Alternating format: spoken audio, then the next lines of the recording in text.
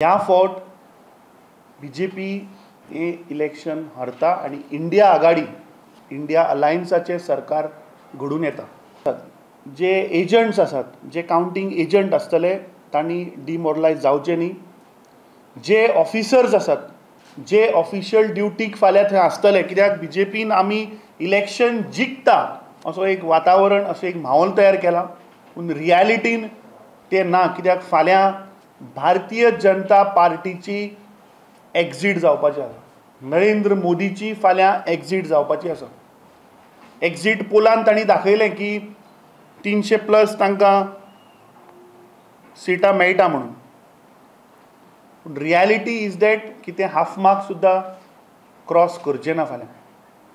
फाल्यां पुराय देश ह्या रिजल्टाची वाट पळयता, कित्याक हें इलेक्शन हें लोकांचें इलेक्शन आशिल्लें। आनी म्हाका खात्री आसा की इंडिया आघाडी इंडिया अलायन्साचे काँग्रेस पक्षाचे दोनूय उमेदवार उत्तर गोंयचे तशें दक्षिण गोंयचे हे निवडून येतले। कर्नाटक आनी तेलंगणाचो कर्नाटकाच्या पोलान ताणें सांगिल्ली काँग्रेसीक 70 सिटां मेळटली म्हणून। We got 136 seats. So there completely उल्टा मरे।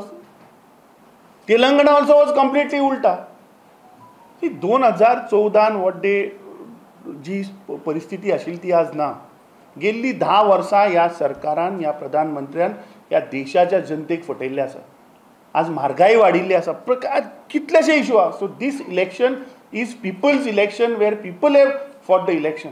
सो म्हाका दिसता जनतेचो जो मॅन्डेट आसा तो खंय तरी नरेंद्र मोदीचे सरकार लोकांक एक मिसगायड करपाचो हो एक एक्झिट पोलाच्या निमतान हो एक प्रयत्न जाला।